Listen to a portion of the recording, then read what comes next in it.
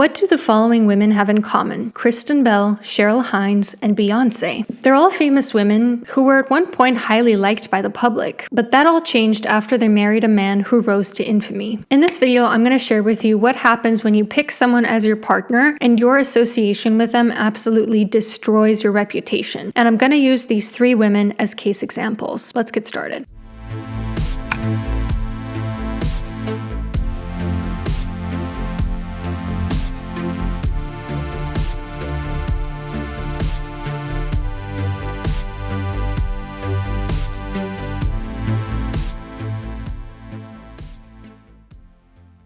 Kristen Bell. In the early 2000s, she was considered a cute, quirky, charismatic actress with respected roles such as in Veronica Mars and Forgetting Sarah Marshall. She was widely considered unproblematic, just a likable actress doing her job. But after her marriage to Dax Shepard, public perceptions started to shift somewhat. Specifically, Kristen and Dax were a little bit too honest about their marriage and its drawbacks. Like, I remember a few years ago, one of the first headlines that I saw about their marriage was about how they wait for the stink before washing their kids. And a lot of people criticized them for that, called it neglect, and just thought it was kind of gross that they were normalizing something that was probably not the best thing to be promoting. But especially in recent years, more and more people started criticizing Dax's statements and behavior, with some even going as far as to suggest that he's abusive to Kristen. For example, in the past year, she posted this caption where she revealed that he once joked about how he's highly incentivized to kill her, but don't worry, he won't do it. They've also spoken about how sometimes they fight so hard that they black out. Dax has spoken in interviews about how he used to think Kristen should be grateful to him for not going out and banging chicks and instead hanging around to help raise the kids. Yeah. My therapist will be like, you know, it's not Kristen's job. Like, she's not your mom. She's not going to dote on you and be infatuated with your existence. And I'm like, wait, that's not. But I'm giving up so much. I'm not banging anyone. Shouldn't I be doted on and celebrated every time I walk through the door? Shouldn't there be a parade? Shouldn't my daughters, like, every day I've not left, shouldn't they be like, God damn it, Dad?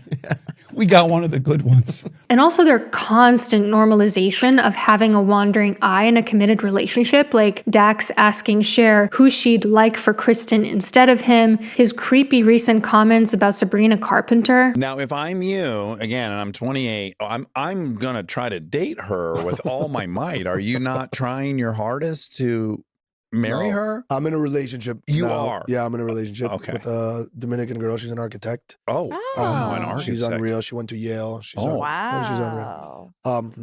Okay, so. Yeah, but. All right.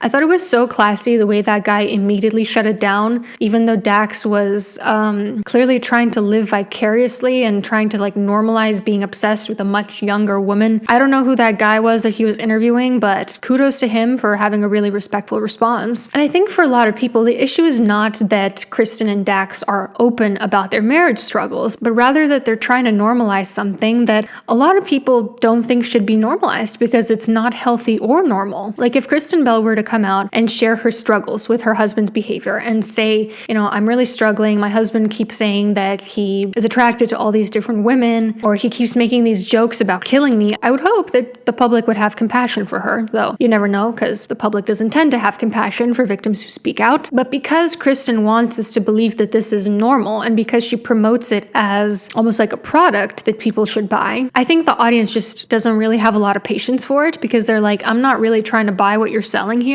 So there we have one example of a woman who, although she seems remarkably sweet and talented and unproblematic, has kind of had her reputation shattered as a result of who she married, because now most of the discourse about her personal life is critical. Example 2 is Cheryl Hines. I don't know about you, but I only really knew Cheryl Hines from her role as Larry David's wife in Curb Your Enthusiasm. She wasn't a household name to me, but she made me laugh on screen, and so I liked her just fine. Well, ever since RFK Jr. became Secretary of Health in the United States, people started to realize that she was married to him, and that was when people started to look at her sideways too. Listen to this interview where she's talking about the fact that she and Larry David don't really talk so much anymore. I want to talk about your, if we can. Yes. Your TV husband. Yes. Larry. Yes. Should we just get right to the? I think Why not? that relationship changed a little, hasn't it? Due to the fact that you. Well, I haven't talked to him in a while. Since the screening of the finale of the. from here? Yeah, probably, yeah. But yeah, I mean, I love Larry, and I think Larry loves me. I think it's just politics, but I do feel like if I had a reason to call him, he would talk to me.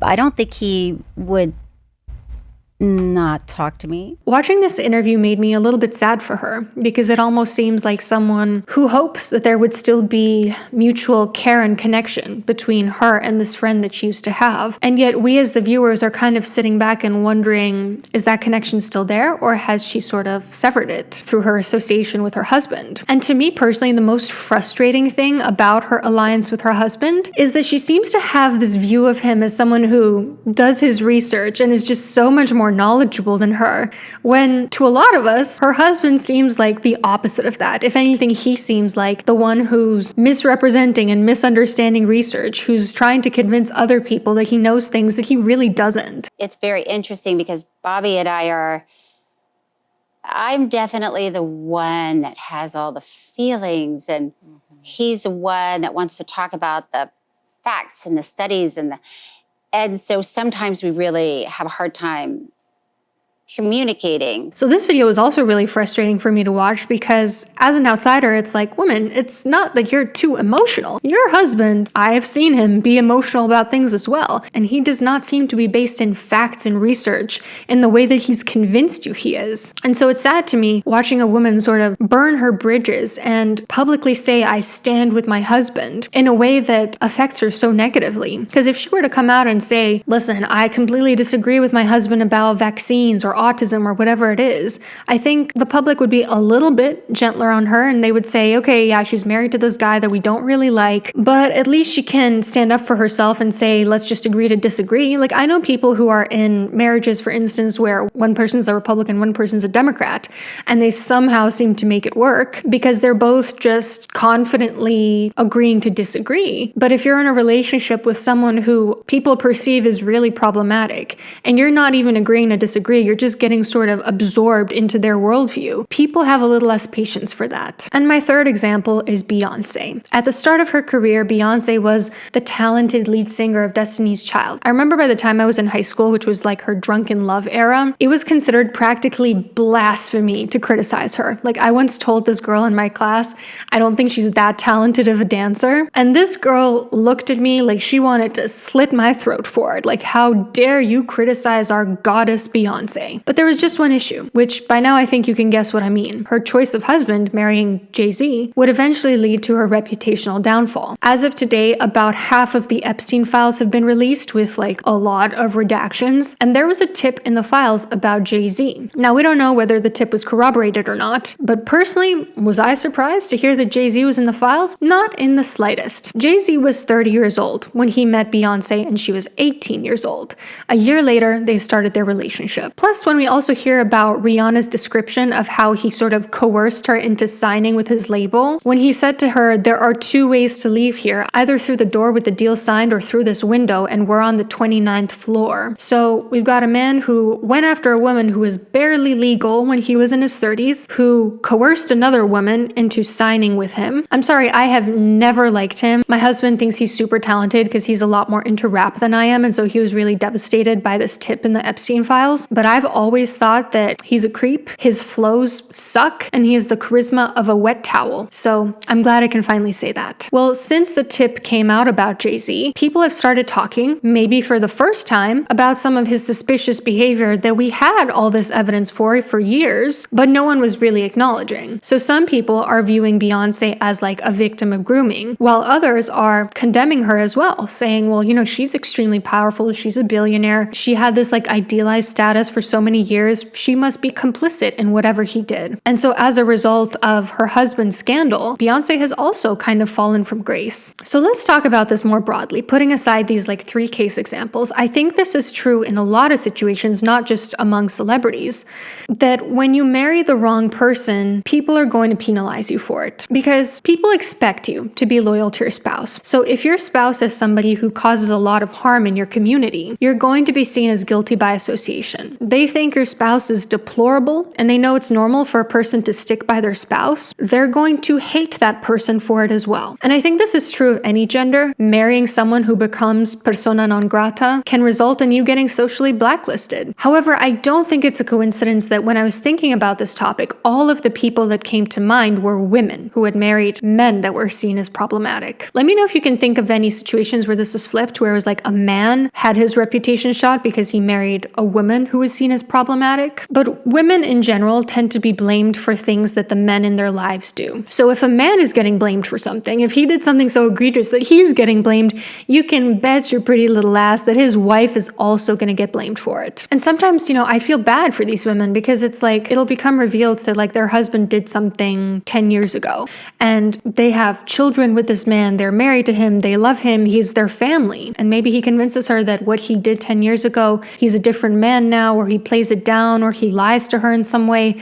And she sticks with him because, again, he's her family. And then you have this like swarm of people running to condemn her for what's really his behavior when he didn't even know her. Like I recently heard about this booktube controversy that happened like years ago, where this booktuber man was accused of SA by a different YouTuber, and people went and attacked his fiance. And then a while later, it came out that it was actually one of those rare false SA allegations. And people were like, oh, my bad. I just totally sent all this hate mail to your fiance while she was just finding out that you cheated on her. And it turns out that she actually did nothing wrong in the whole situation except be cheated on. And there's a deeper dynamic here that we need to acknowledge, which is that all three of the women that I referenced, their husbands have all been accused by different people in the media of possibly committing abuse. People have insinuated that Dax is emotionally abusive. RFK Jr. has some allegations in his past, and Jay-Z is currently in hot waters from the tip about him in the Epstein files. So it seems to me like we need to balance two very sensitive realities. One being that sometimes women are groomed into relationships with deeply problematic men, and their reputation getting tarnished as a result is really unfortunate because they deserve our compassion and our help to get out of those relationships. The second thing that we need to remember is that sometimes women enter relationships with problematic men either because of grooming or of their own volition, and they become complicit in the harm that those men do while they are together. Like the classic women who help their husbands kidnap victims for them. It's tricky because I think obviously even in those situations, most of those women were once victims themselves. A lot of predators were once victims themselves. So in some cases, maybe we need to have empathy for the way they got into this situation, but still hold them accountable for the way that they responded to those unfortunate situations. So for example, does Cheryl Hines get the compassion of someone who is directly impacted and harmed by the policies of her husband? Is there room for forgiveness? Would it take her saying, listen, I stand by my husband, but I disagree with him on this? Would it take divorcing herself from him completely? I don't know what it would take. All I really can say at this point is that I've really observed when women in particular pick a partner that's perceived as problematic and harming the community, it doesn't look good for them, and they often lose their social support as a result of it. And then even if they want to get out of that situation after a while, if they're like, I'm tired of this, I can see now the harm that I'm complicit in eliciting, they don't have the resources to get out anymore. There's no one on their side, no one who wants to help them anymore. And so what do we do in those situations? Let me know what you think about this topic down below. I hope you have a nice rest of your week and take care.